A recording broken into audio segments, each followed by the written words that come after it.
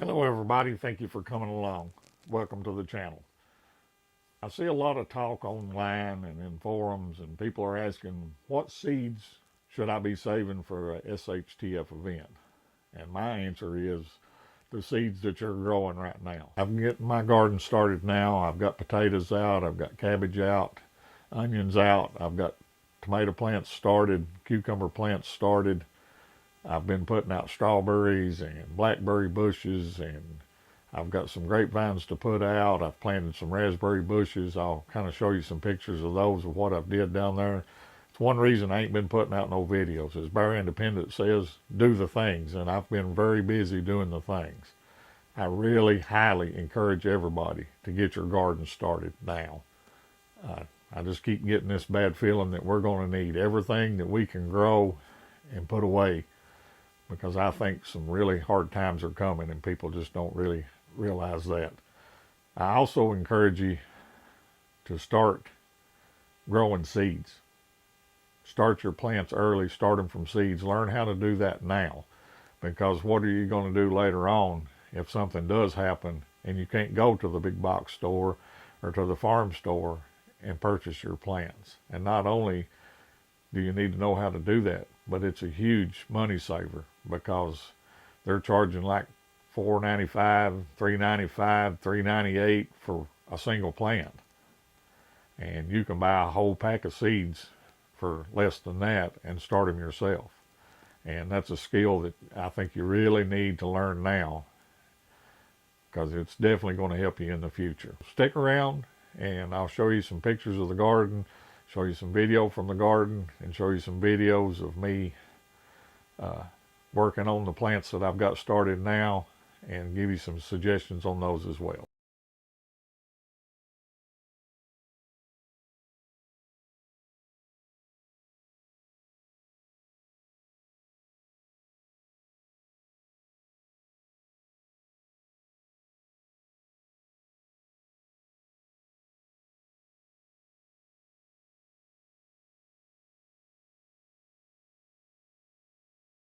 Okay, everybody, one thing that I had happen this year, which was a first for me, but once I transplanted these plants up to these bigger pots and put them on the grow lights, I came up here the next day and there was some of them missing. There was like 7 or 8 missing. Then I came back the next day and there was another 14 missing. So I lost like 20 plants. Actually, it was a little over 20 plants. And if you can see right here, this is the remains of some of those that got the tops clipped off of them, just the stem left. And I thought, well, if I got some kind of bug or something that's come into my building here, and I just couldn't figure it out, and then I found out what it was, and I'll put a picture in here later. And stick around and you'll see what it was. But until then, let me know down in the comments what you think was taking the tops off these plants. Okay, everybody, what I'm doing here, this is some of my tomato plants that I've started from seeds. These is Amish paste here. They've grown really well under these grow lights that I showed you the pictures of earlier. And what I'm doing now is I'm going in and taking off these bottom sets of leaves.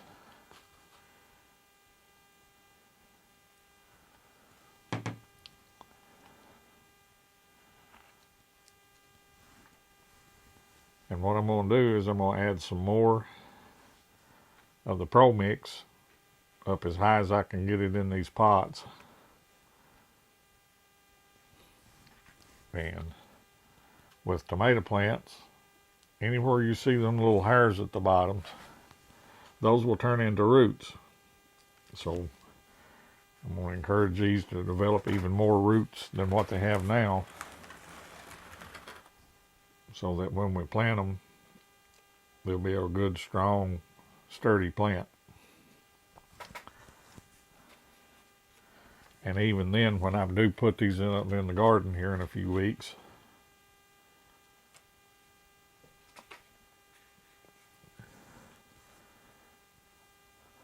I will bury them all the way up to them first branches right there, and that whole thing will be in the ground. And that will help that plant get started. It'll eliminate some of the transplant shock, and it'll make a real strong, sturdy plant.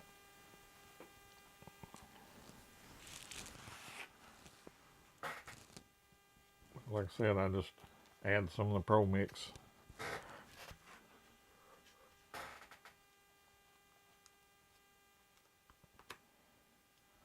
All the way up to the top of these little 6-cell pots.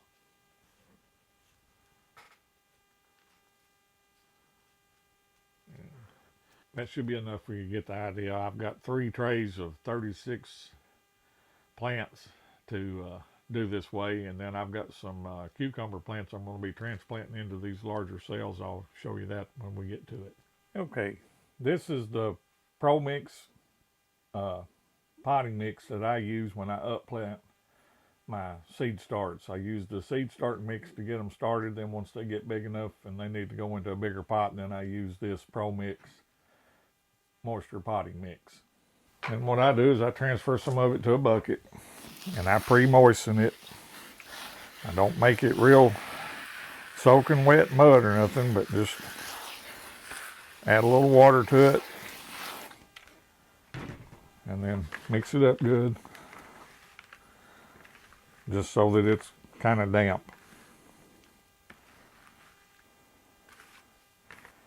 And you'll still find a few sticks and stuff in it. I just pick those out.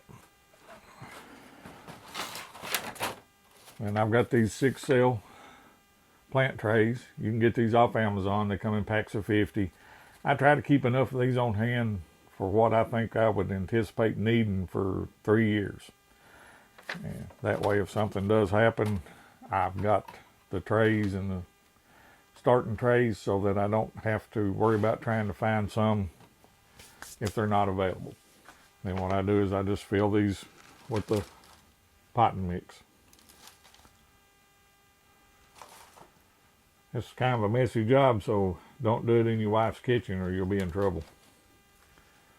Like I said, I fill them up level to the top. I don't compress it down in there or nothing because I want it to be loose, so that the roots of those plants can take off. I believe you get the general idea. I'll bring you back when I get ready to start putting the plants in. Then I take this little garden tool that came with a seed starting set, and I just open me up a hole big enough for my plant plug.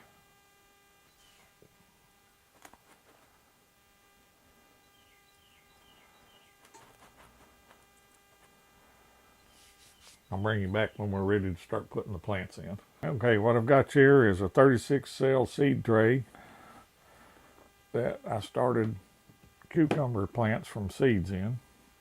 You can see the roots coming out the bottom there. So they definitely need to be potted up. This tray here has the little silicone cups on the bottom, so you can just supposedly be able to just pop the plant out. We'll see how that works.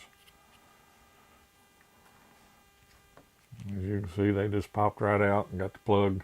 That's 2 plants, so I'll separate that and we'll start adding them to this seed tray here.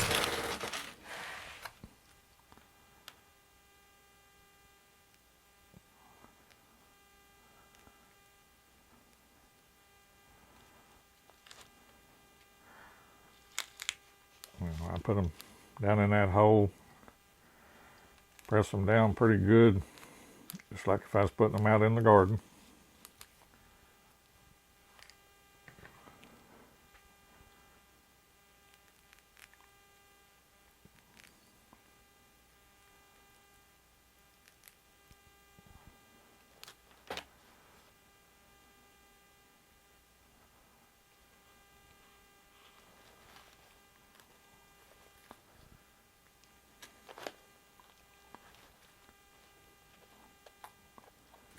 They definitely smell like cucumbers. And I definitely won't be needing near this many plants, but I would rather have too many than to take a chance on some of them failing when you get them started. So I put 2 seeds in every slot, and a couple of them's only got 1 plant in them, but the majority of them, both of them did sprout out and turn into a plant. So, but I think you get the general idea. I'm going to go ahead and finish this tray out, and I'll be starting another one after that. We'll bring you back when I get them back under the grow lights. Okay, there's the cucumbers. I've got 3 types of tomatoes there. Got Homestead and not Romans, but Amish Paste this year. I'm doing the Amish Paste this year. Got the Amish Paste, Homesteads, and the beefsteaks. Got peppers up here. Got some more tomato plants started there. There's a few more of the cucumbers. And all of the tomato and cucumber plants that I'm growing are heirlooms, so they can be seed saved. And in fact, the beefsteaks are from seeds that I saved from 2 years ago. All right, everybody, like I said, I've been doing the things. But there is trellises that I built, and I put blackberry bushes along that.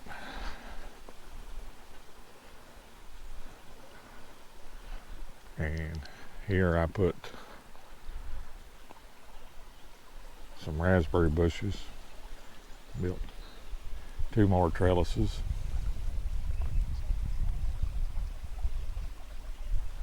And how I built these trellises was I used these U-posts and drove them into the ground, and then I put a anchor back here. Again, I used a 3-foot U-post and drove it all the way down until just the top hole was showing.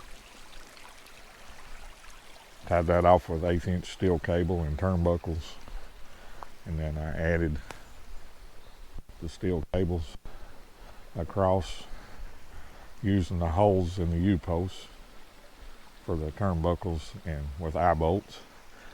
Right here I put 100 strawberry plants out.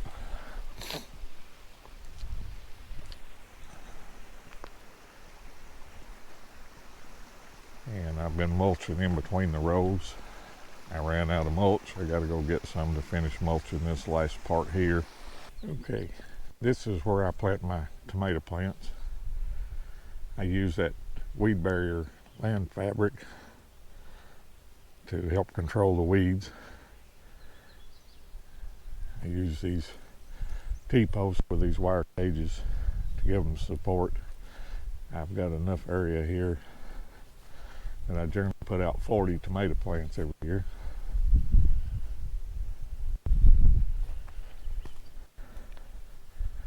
Here is my cabbage.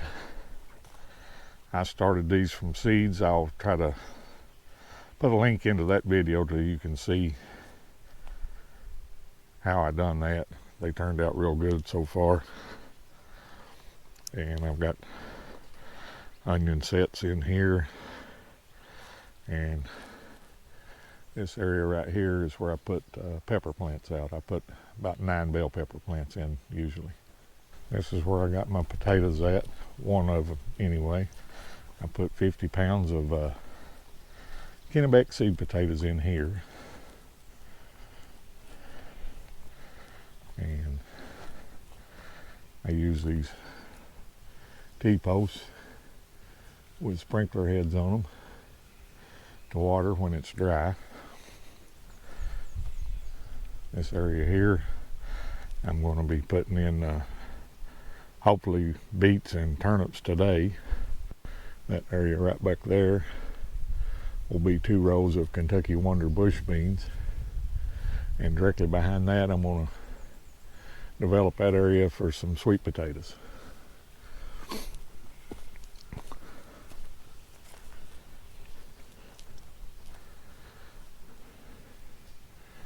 This here will be 3 more rows of the Kentucky Wonder pole beans. Up there where that tank is, behind that old block structure, is a spring that my grandparents, that was their water source. What I've done is I've plumbed it into that IBC tank up there. I let it fill up. I gravity feed it down the hill.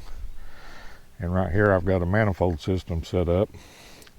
And I put a 12-volt pump in line with that.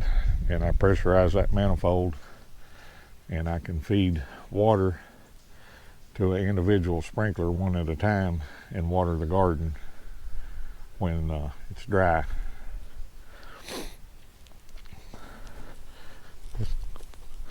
This area here I got to finish cleaning up and get it dug up. This will be corn. I'm going to be planting peaches and cream sweet corn there. This area here will be 5 rows of white half-runner green beans. And again, I used a landscaping fabric to try to control the weeds.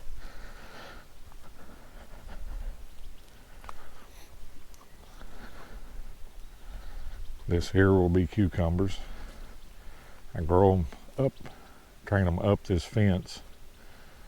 That way they don't take up as much space sprawling out on the ground. Use the weed fabric again to control the weeds. And this way I train them up, use these little clips here to clip them to the fence and get them going up the fence. And that way the cucumbers are just hanging there, you can just reach them and get them. This area here will be another corn patch. I think this year I'm going to plant some of the Jimmy Red corn. That's a dent corn. They say it makes really good cornbread. So I'm going to try that, because that may be something that we need to know how to do in the future, is to grow corn, dry it, and make our own cornmeal.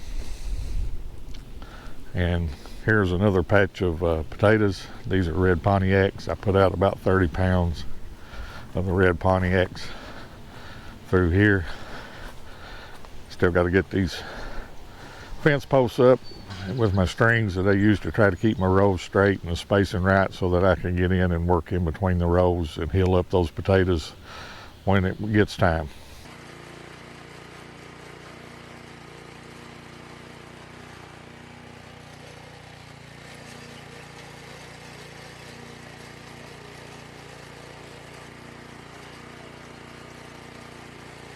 Hello everybody, out here doing the things, trying to get this garden going.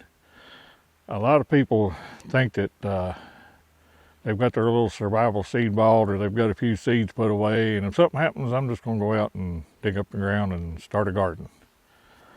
But if you think you're going to dig that up and turn it into this or this without that, you're going to be in for a rude awakening. Can it be done with hand tools? Absolutely. But it's a tremendous amount of work with a rototiller to get new ground started. And I have a big rear tine also that I use. So just something to think about. Another reason to be getting your gardens going now. There's my owl to keep guard over my garden. But another reason people to start your gardens now is to get your infrastructure in place. As you can see, I've got trellises built for beans. These have been here for several years.